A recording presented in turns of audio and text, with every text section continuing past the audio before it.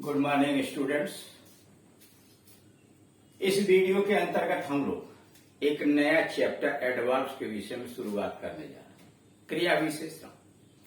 क्रिया विशेषण होता क्या है, इसका प्रयोग कैसे करते हैं, इसकी पोजीशन क्या होती है, इससे प्रश्न कैसे पूछे जाते हैं आदि। द एडवर्ब्स, क्रिया विशेषण। N adverb is a word. क्रिया विशेषण एक शब्द होता है which gives additional information, जो अतिरिक्त सूचना देता है।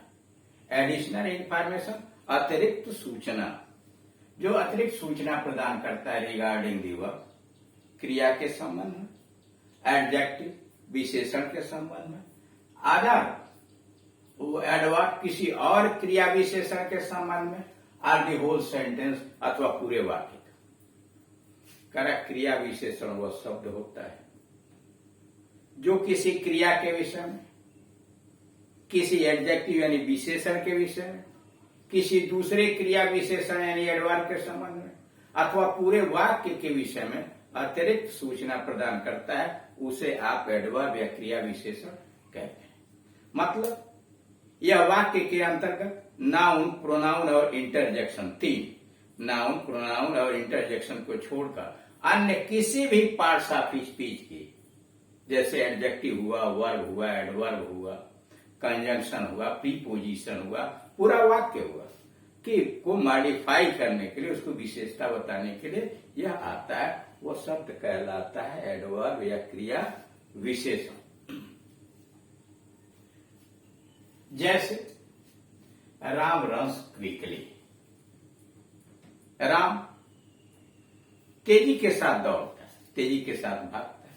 राम रन्स क्विकली, राम तेजी के साथ दौड़ता है, भागता है। Additional information regarding the verb का इस क्रिया के संबंध में अतिरिक्त सूचना देता है। राम रन्स, अगर इतना रहता राम दौड़ता है, और दौड़ने के विषय में अतिरिक्त सूचना यह है क्विकली, बड़ी तेजी से, क्विकली तेजी के साथ। अब ये क्विकली क्या कर रहा है, रन्स को मॉडिफाई कर रहा है, रन के विषय में अतिरिक्त सूचना दे रहा है, मतलब उसकी विशेषता बता रहा है, इसलिए इसको कहेंगे क्रिया विशेषण।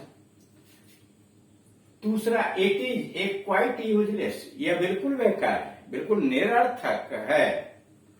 रिगार्डिंग द एडजेक्टिव, मतलब additional information regarding the adjective, या एडजेक्टिव के विषय में, यूजलेस के विषय में अतिरिक्त सूचना प्रदान कर रहा है, मतलब यूजलेस को मॉडिफाई कर रहा है। यूजलेस क्या है, एडजेक्टिव है ना। क्वाइट यूजलेस करा बिल्कुल बेकार है, कहता बेकार है, कहता बिल्कुल बेकार, क्योंकि यह एडजेक्टिव को मॉडिफाई कर रहा है, इसलिए इसको कहेंगे एडवर्ब है। तीसरा, ही राइट्स क्वाइट क्लियरली, वह बिल्कुल स्पष्ट लिखता है। क्वाइट क्लियरली, बिल्कुल स्पष्ट लिखता है। रिगार्डिंग द एडवर्ब, क्लियरली क्या है, एडवर्ब। देखिए, ही राइट्स क्लियरली, क्लियरली ही राइट्स की विशेषता बता रहा है। और क्वाइट क्या कर रहा है, क्लियरली के पोजीशन को और बढ़ा रहा है, मतलब इसको मॉडिफाई कर रहा है, यानी क्रिया विशेषण क्लियरली, एडवर्ब क्लियरली को मॉडिफाई कर रहा है, इसलिए लिखा है regarding the adverb. Unfortunately no one was present there, दुर्भाग्यवश वहां कोई उपस्थित नहीं था। यहाँ जो पहले अनफॉर्चुनेटली आया हुआ है, यह किसी एक पार्ट ऑफ स्पीच की विशेषता नहीं बता रहा है, बल्कि पूरे वाक्य की विशेषता बता रहा है, रिगार्डिंग द होल सेंटेंस। दुर्भाग्यवश वहां कोई उपस्थित नहीं था। अब आइए इसकी डिफिनीशन पर, परिभाषा। इतना तो आपने जान लिया कि वह शब्द एडवर्ब यानी क्रिया विशेषण वह शब्द होता है जो वाक्य में नाउन, प्रोनाउन और इंटरजेक्शन को छोड़कर अन्य किसी भी पार्ट्स ऑफ स्पीच के, चाहे वो वर्ब हुआ, एडजेक्टिव हुआ, एडवर्ब हुआ, कंजंक्शन हुआ, प्रीपोजिशन हुआ, या पूरा वाक्य हुआ, उसके विषय में अगर अतिरिक्त सूचना देता है, उसको मॉडिफाई करता है, तो वह कहलाएगा एडवर्ब, क्रिया विशेषण। डेफिनेशन, परिभाषा। क्रिया विशेषण वह शब्द होता है, क्रिया विशेषण वह शब्द होता है जो नाउन, प्रोनाउन तथा इंटरजेक्शन को छोड़कर अन्य किसी पार्ट्स ऑफ स्पीच की विशेषता बताता है। करा क्रिया वह शब्द होता है जो नाउन, प्रोनाउन और इंटरजेक्शन को छोड़कर किसी भी पार्ट्स ऑफ स्पीच की विशेषता प्रकट करता है। कभी कभी यह पूरे वाक्य की विशेषता प्रकट करता है, कभी कभी होल सेंटेंस की विशेषता प्रकट करता है। जैसे ऊपर चौथे में देख रहे हैं दिया हुआ है, unfortunately no one was present there. इसमें अनफॉर्चुनेटली पूरे वाक्य की विशेषता बता रहा है। इंग्लिश में an adverb is a word, an adverb is a word क्रिया विशेषण एक शब्द होता है which modifies any part of speech, जो किसी भी पार्ट ऑफ स्पीच की विशेषता बता देता है, except noun, pronoun and interjection. Noun, pronoun, interjection के अतिरिक्त किसी भी पार्ट्स ऑफ स्पीच की विशेषता बताने वाला शब्द एडवर्ब कहलाता है। Sometimes it modifies the whole sentence, कभी कभी यह पूरे वाक्य की विशेषता बताता है। Sometimes it modifies the whole sentence, पूरे वाक्य की कभी कभी यह विशेषता बताता है। जैसे श्याम रन स्लोली, श्याम दौड़ता है, कैसे दौड़ता है? धीरे धीरे। स्लोली क्या कर रहा? रन को मॉडिफाई करा, मॉडिफाई द वर्ब रन, यानी इसमें रन की विशेषता बताने के लिए स्लोली आया है। She is a very beautiful girl, इसमें वेरी जो आया हुआ है वह एडवर्ब है और वह एडजेक्टिव ब्यूटीफुल की विशेषता बता रहा है। वह एडजेक्टिव ब्यूटीफुल की विशेषता बता रहा है, modify the adjective beautiful. She walks very carefully, वो बहुत सावधानी से चलती है। इसमें मॉडिफाई द एडवर्ब केयरफुली यानी वेरी जो आया है वह क्रिया विशेषण है जो एक दूसरे क्रिया विशेषण केयरफुली की विशेषता बता रहा है, यानी उसको मॉडिफाई कर रहा है।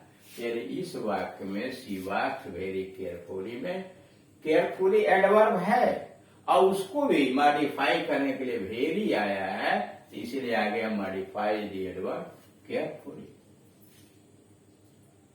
They lived exactly under my roof, they lived exactly under my roof.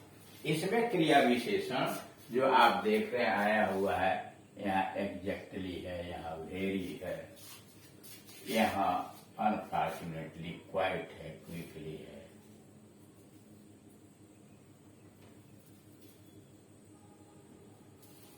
यहाँ वेरी है, यहाँ स्लोली है। अंडरलाइन कर दिया जा रहा है कि इसलिए कि समझने में आपको आसानी हो जाएगी। यहाँ वनली है,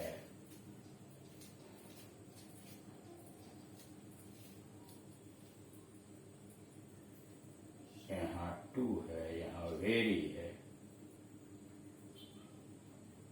यहाँ लॉन्ग है, यहाँ वेन। ठीक, अंडरलाइन कर देना चाहिए समझ, मतलब इसमें वेरी की बात कीजिए कि वेरी केयरफुली को मॉडिफाई कर रहा है। They lived exactly under my roof, वह ठीक मेरे छत के नीचे रहते थे। यह क्या है? अंडर प्रीपोजिशन है और प्रीपोजिशन को मॉडिफाई करा एग्जैक्टली, वह भी एडवर्ब हुआ, यानी वह कंजंक्शन प्रीपोजिशन अंडर को मॉडिफाई करने के लिए आया हुआ। पांचवा, he comes only when I am not here, वह केवल तभी आता है, केवल तभी जब मैं नहीं रहता हूं। ओनली क्या कर रहा है? कंजंक्शन व्हेन है, ये जोड़ने वाला शब्द कंजंक्शन व्हेन है, उसकी विशेषता बताने के लिए आ जाता है। He comes only when I am not here, modify the conjunction when.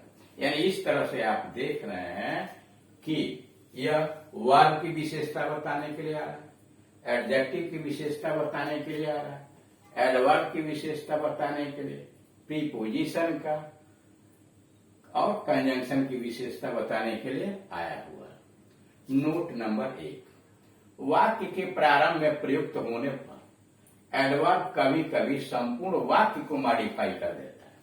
यानी वाक्य के प्रारंभ में आकर कभी कभी एडवर्ब संपूर्ण वाक्य की विशेषता बताने लगता है। जैसे इधर देखा था, आपने लिखा था fortunately no one was present there, यह वाक्य में सबसे पहले आया है और पूरे वाक्य को मॉडिफाई कर रहा है। यहाँ भी एक वाक्य पॉसिबली, संभवतया, you are right, possibly you are right, ये एडवर्ब आया हुआ है, इसके बाद कॉमा लगा देते हैं। पॉसिबली यू आर राइट, संभवतः तुम सही हो। अधिकांश एडवर्ब का स्थान उस एडजेक्टिव और एडवर्ब या फ्रेज या क्लास से पहले होता है। अधिकांश का, सबकी बात नहीं कर रहा, अधिकांश एडवर्ब का स्थान उस एडजेक्टिव या एडवर्ब या फ्रेज अथवा क्लास से पहले होता है जिसे वह मॉडिफाई करता है।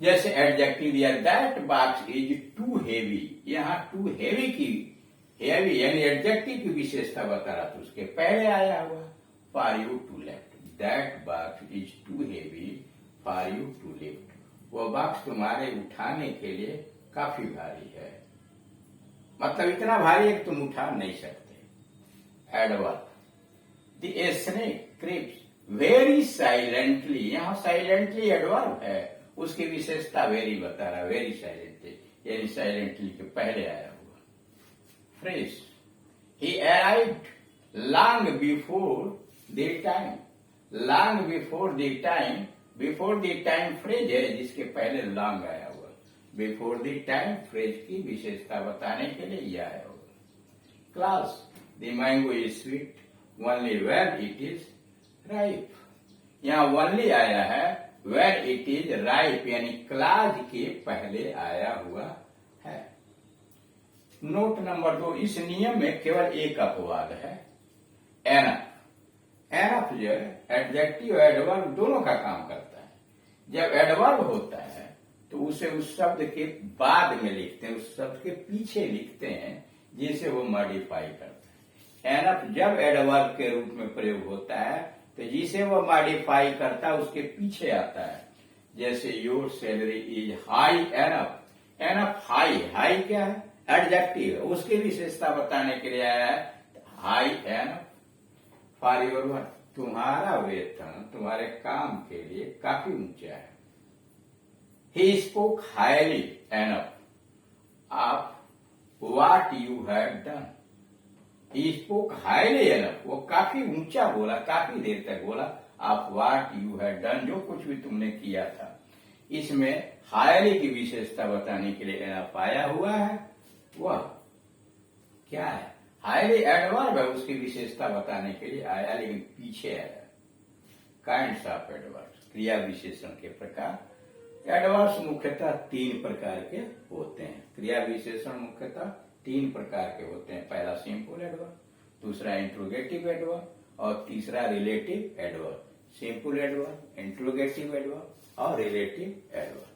तो ये रहे आपके मुख्य रूप से बातें यह हुई कि एडवर्ब उस शब्द को कहते हैं जो नाउन, प्रोनाउन और इंटरजेक्शन को छोड़कर अन्य किसी भी पार्ट्स ऑफ स्पीच की, जैसे verb, adjective, adverb, conjunction, preposition या होल सेंटेंस की विशेषता बताता है, उसे आप क्रिया विशेषण कहते हैं। ठीक।